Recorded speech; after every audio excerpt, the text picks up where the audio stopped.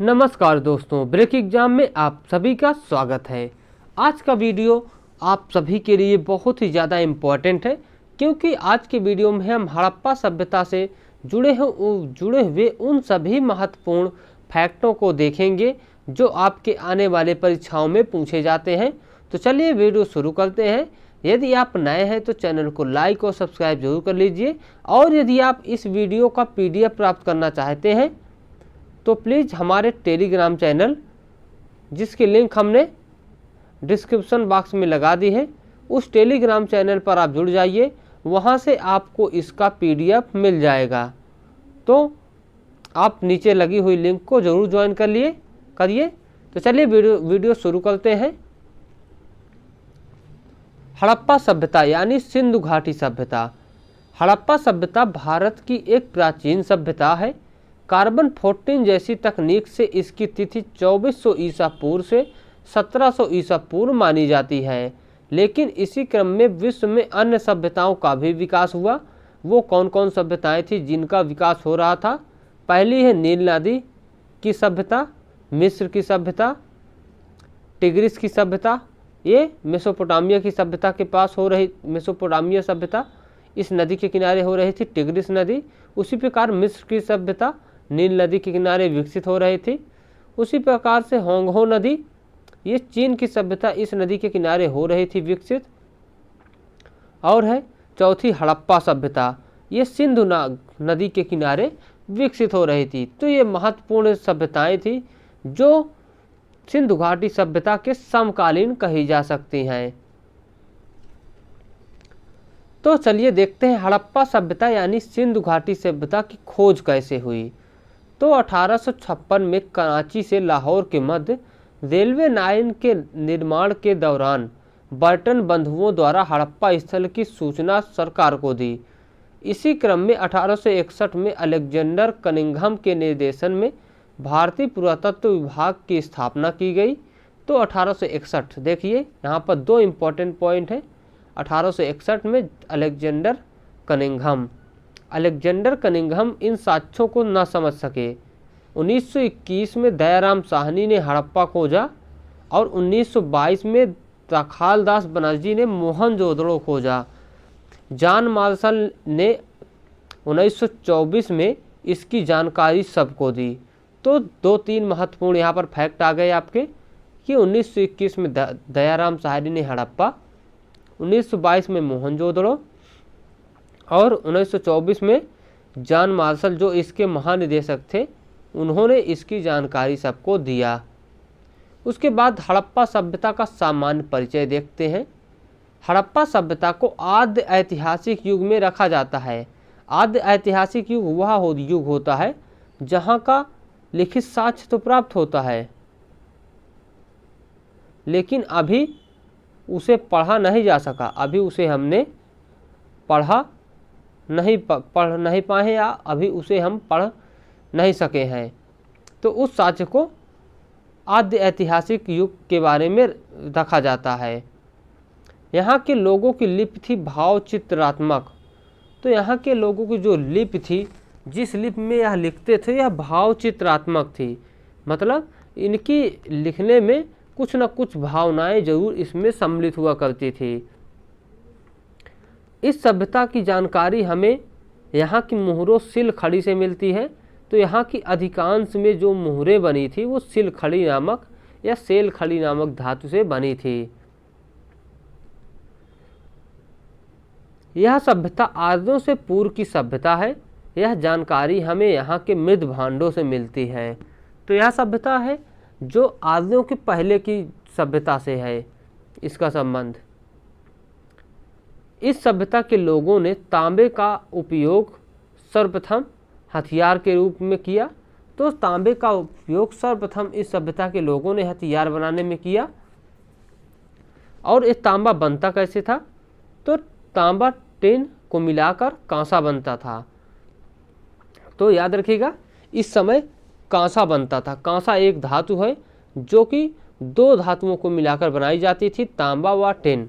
तो कांसे के अत्यधिक प्रयोग के कारण इस सभ्यता को कांस्य युग भी कहा जाता है। यानी कांस्य युगीन सभ्यता कांसा के अत्यधिक प्रयोग हो जाने के कारण भी इसे कहते हैं। इस सभ्यता के लोग लोहे से परिचित नहीं थे। सिंधु घाटी सभ्यता एक नगरीय सभ्यता थी। यहाँ घरों व नगरों के निर्माण में ग्रिड पद्धति का प्रयोग किया जाता था तथा नगरों में दुर्गों का निर्माण किया जाता था। ये दुर्ग पश्चिम से ऊंचे होते थे और दुर्ग आम जनता के लिए नहीं थे। तो दुर्ग पश्चिम से ऊंचे होते थे और दुर्ग आम जनता के लिए नहीं थे। सिंधु सभ्यता मातृ देवी की पूजा की जाती थी। तो सिंधु सभ्यता में किसकी पूजा की जाती थी? मातृ देवी की। ये सभ्यता मातृ सत्तात्मक सभ्यता थी। तो ये भी इम्पोर्टेंट पॉइंट है।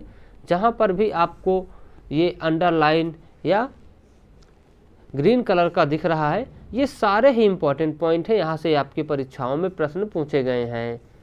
अगला है, विश्व में सर्वप्रथम कपास उगाने का श्रेय यही के लोगों को जाता है। लाल मिट्टी के बर्तन पर काले रंग से डिजाइन की जाती थी। सिंधु घाटी सभ्यता के नगर कौन कौन थे? इम्पोर्टेंट, सिंधु घाटी सभ्यता एक त्रिभुजाकार सभ्यता थी। इस सभ्यता का सर्वाधिक पश्चिम नगर दास्क नदी के किनारे सुतकांगे डोर है और बलूचिस्तान में सर्वाधिक पूर्वी स्थल हिंडन नदी के किनारे आलमगीर उत्तर प्रदेश में है। तो सर्वाधिक पूर्वी नगर इसका हिंडन नदी के किनारे आलमगीर है और सबसे अधिक उत्तरी स्थल चिनाब नदी के किनारे मांडा है जो कि जम्मू कश्मीर में स्थित है। सर्वाधिक दक्षिणी स्थल की बात की जाए तो गोदावरी नदी के किनारे दैमाबाद महाराष्ट्र में स्थित है। तो यहाँ पर देख सकते हैं ये त्रिभुजाकार बनी है। त्रिभुजाकार का मतलब इसका आकार त्रिभुज के आकार का था। ये भी आपके परीक्षाओं में सवाल पूछा गया है। सिंधु घाटी सभ्यता का सबसे बड़ा नगर मोहनजोदड़ो है, लेकिन भारत में सबसे बड़ा नगर राखीगढ़ी है। भारत की बात कर ली जाए तो सबसे बड़ा नगर राखीगढ़ी है। आज़ादी के बाद इस सभ्यता के सबसे ज़्यादा पुरातत्व सबसे ज़्यादा स्थल गुजरात में खोजे गए हैं। तो देख सकते हैं भारत में सबसे अधिक स्थल गुजरात में मिले हैं इसके, और भारत में सबसे बड़ा स्थल राखीगढ़ी है। अगला है हड़प्पा के बारे में देख लेते हैं। हड़प्पा स्थल की खोज दयाराम साहनी ने 1921 में की। हड़प्पा रावी नदी के किनारे पाकिस्तान के पंजाब प्रांत में स्थित है। उसके बाद हम मोहनजोदड़ो जैसे सबसे बड़े स्थल के बारे में देख लेते हैं।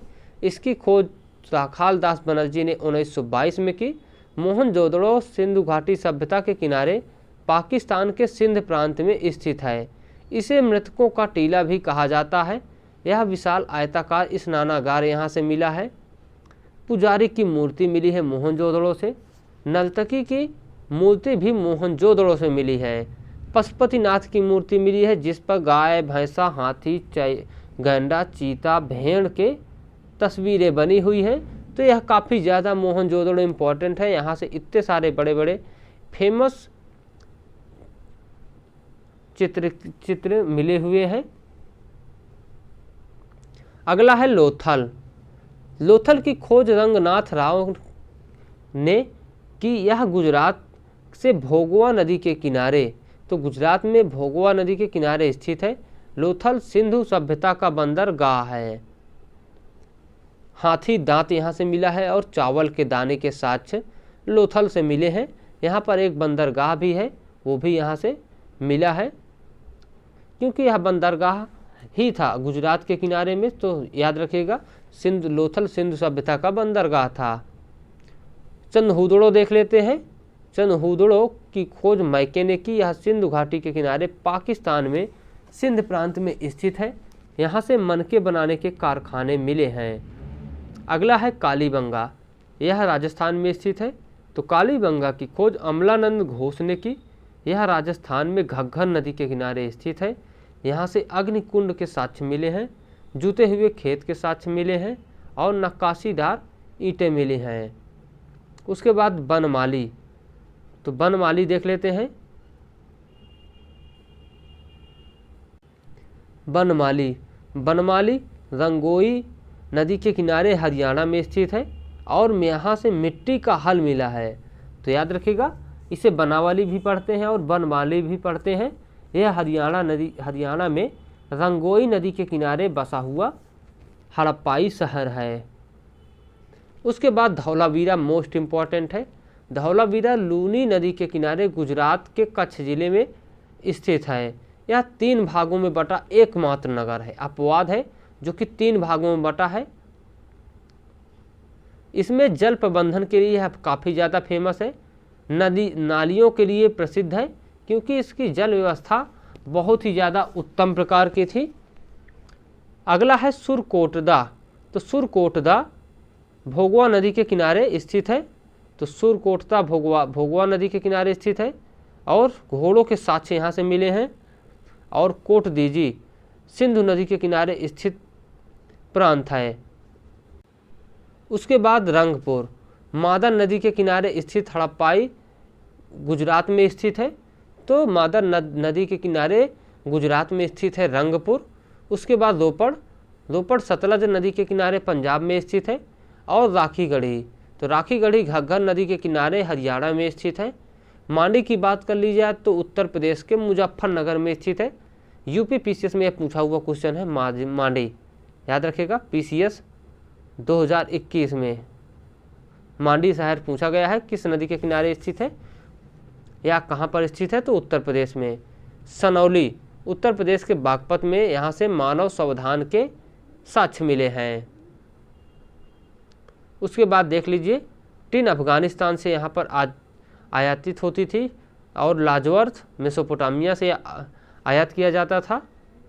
तांबा राजस्थान की खेतड़ी से, चांदी अफगानिस्तान से, सोना कर्नाटक से। तो ये सारी ऐसी धातुएं थी जो विभिन्न जगहों से सिंधु घाटी सभ्यता में पहुंचाई जाती थी। सिंधु सभ्यता का विनाश का मूल कारण क्या था? संभवतः बाढ़ थी, जो अधिकांश वैज्ञानिक या पुरातत्व इन्होंने खोज की तो उनको अधिकांश रूप में बाढ़ ही इसका कारण माना। आइए कुछ महत्वपूर्ण क्वेश्चन देख लेते हैं। हड़प्पा काल का इनमें से कौन सा नगर 3 भागों में विभाजित था? ये है धौलावीरा। उसके बाद हड़प्पा सभ्यता के दौरान डांसिंग गर्ल की कांस्य प्रतिमा बनाने के लिए किस तकनीक का इस्तेमाल किया गया? तो मोमलोपी ढलाई, जिन्हें कास्टिंग विधि कहते हैं, तो मोमलोपी ढलाई। उसके बाद निम्नलिखित में से किस हड़प्पा स्थल से जुताई वाले क्षेत्र के प्रमाण मिले हैं? तो कालीबंगा, यह राजस्थान में स्थित है, यहाँ से जुताई के प्रमाण मिले हैं। उसके बाद हड़प्पा वासियों को वर्तमान राजस्थान से कौन सी धातु प्राप्त हुई है? तो कॉपर या तांबा, जिसे मुख्य रूप से कांसा कह सकते हैं। अब वर्तमान में कॉपर, कांसा और टिन मिला दिया जाता था, तांबा और टिन तो कांसा बन जाती थी। निम्न में से कौन सा हड़प्पा स्थल हरियाणा में है? तो राखीगढ़ी, याद रखिएगा। उसके बाद हड़प्पा की अधिकांश मोहरें किससे बनी थी? तो सिलखड़ी यानी कि सेलखड़ी से बनी थी। उसके बाद हम अगला प्रश्न देख लेते हैं। हड़प्पा स्थल की सर्वप्रथम संक्षिप्त खुदाई निम्नलिखित में से किसके द्वारा की गई थी? सर अलेक्जेंडर कनिंघम द्वारा, लेकिन यह इसके महत्व को समझ ही नहीं पाए थे। अगला है निम्नलिखित में से किस स्थान पर पुजारी राजा की मूर्ति मिली थी? तो मोहनजोदड़ो से पुजारी राजा की मूर्ति मिली है। तो चलिए दोस्तों, आज की वीडियो में बस इतना ही। आपको वीडियो कैसा लगा कमेंट में ज़रूर बताइएगा। यदि आपको वीडियो पसंद आया हो तो प्लीज़ हमारे चैनल को लाइक और सब्सक्राइब जरूर कर लीजिएगा। थैंक यू दोस्तों, मिलते हैं आपसे फिर से नए वीडियो में, तब तक के लिए बाय।